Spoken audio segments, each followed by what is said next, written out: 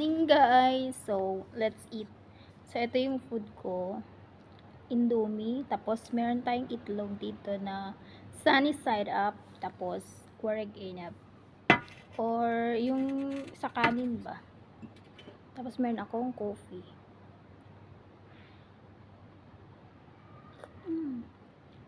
Coffee.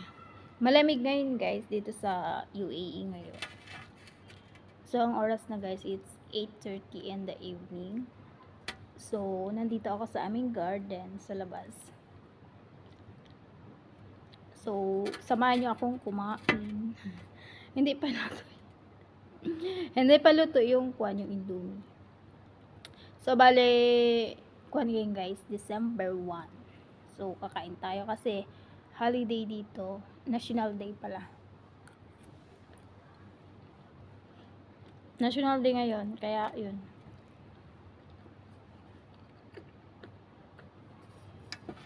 Ito yung celebration ng National Day ko. Kasi 54 ngayon. 54 na yung National Day nila. 54. Ikaw 54.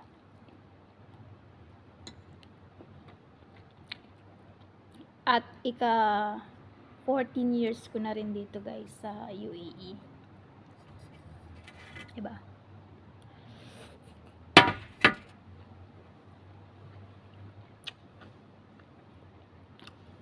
Years ko na dito naninilbihan. Charis. Kila madam. Pero Indomie pa rin yung hindi nawawala. Basta Indomie.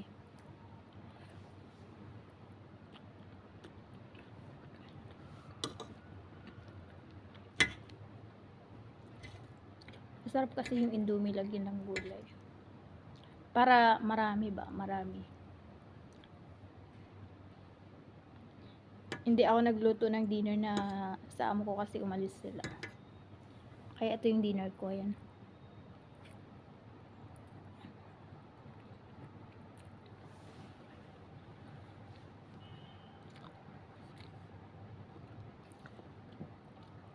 Pero ito guys, ito yung warag inab. Yung kwan siya, grape leaves na may kanin.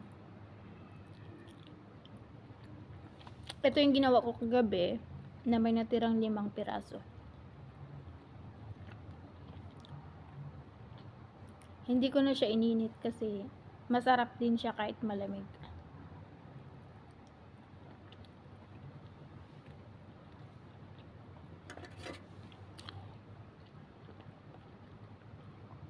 Paborito ng mga alaga ko to.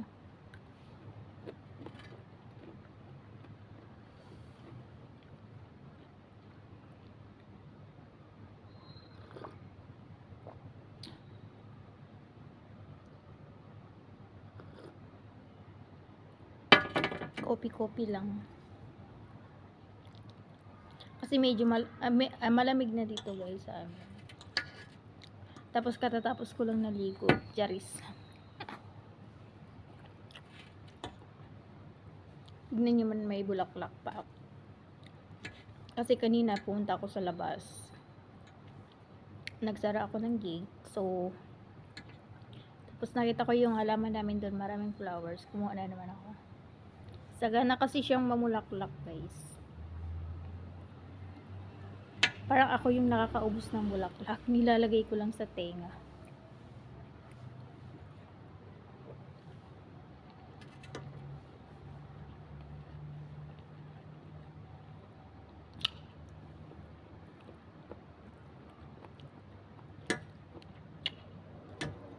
Pag ganito naman kasi mga celebration, wala naman. Hindi na special sa amin.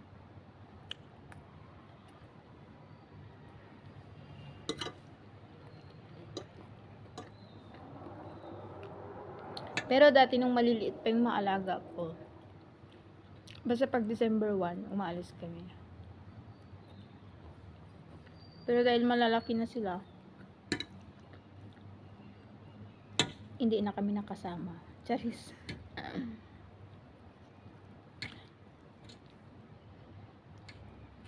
Kaya ngayon, oh my goodness, kakain na lang.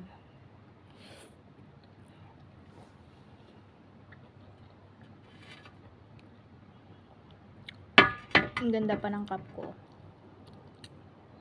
Pinocchio. Malaki yung ilong. Charis. So, kain tayo guys. Gusto nyo kumain. Try nyo din yung Indomie ganito. Indomie is real. Mas madaling lutuin kasi.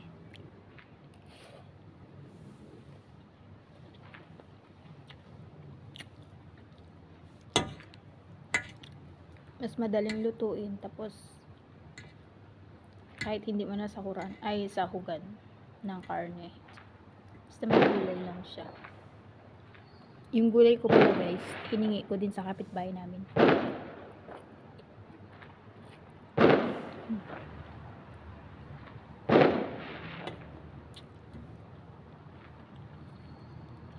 So, dahil December 1 ngayon, nagpa-fireworks yung iba. National Day kasi ngayon guys.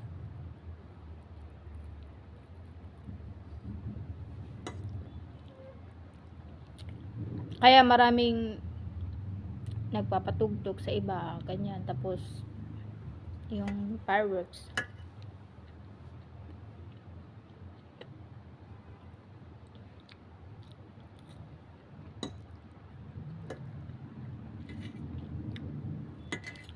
Masarap sana pagpunta ng dagat.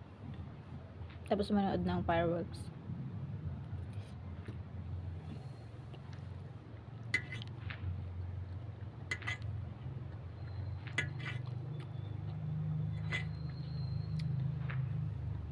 Yung Indomie guys, isang kuan lang yan, isang packet. Ay, isang ganyan lang siya. Pero dahil marami siyang gulay, kaya naging marami na.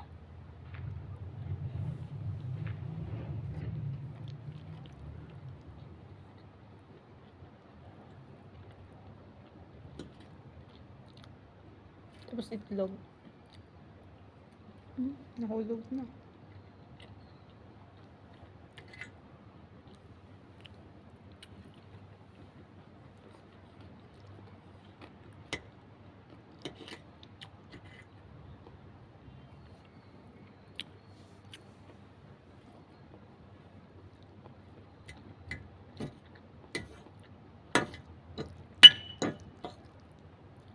Lapit na ang Pasko. Anong ihahanda nyo guys? Ano yung masasabi nyo sa kwan? Yung 500 ba nakasya na sa pang Noche Buena? Siguro kasya yung kung sa Pancit Canton na.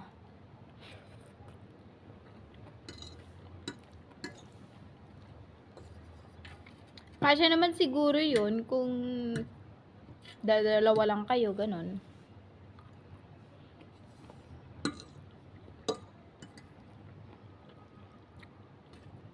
Kung alam niyo yung tipid tips na sinasabi nila, magkakasya yon.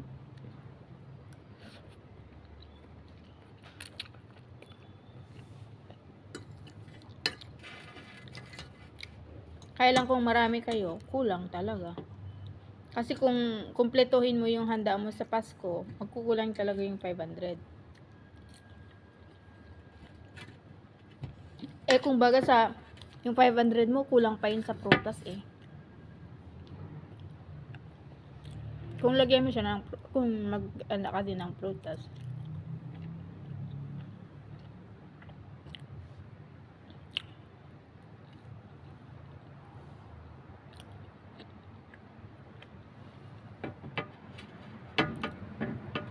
Or kung sa isang pamilya nyo ba, ay sa isang pamilya ba,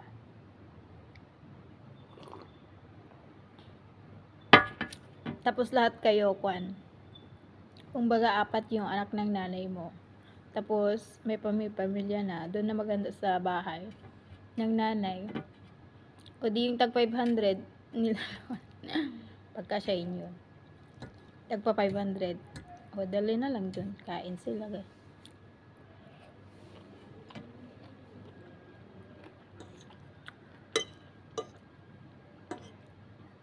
Kasi ngayon guys, yung 500 ka, yung 500 mo lang, nako, kulang talaga.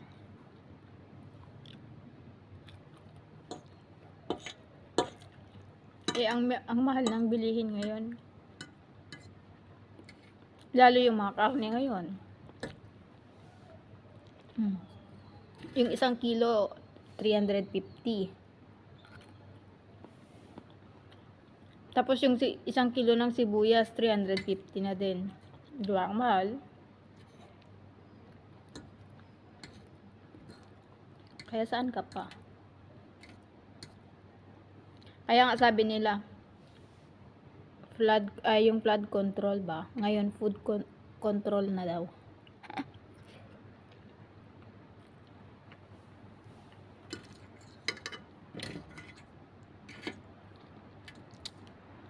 Minamaliit din nila yung kwan ng mga Pinoy eh.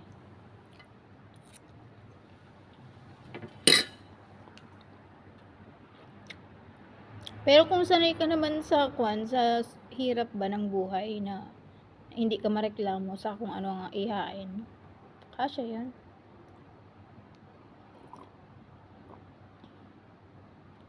Tapos kinaumagahan, punta ka ng kapitbahay makikain.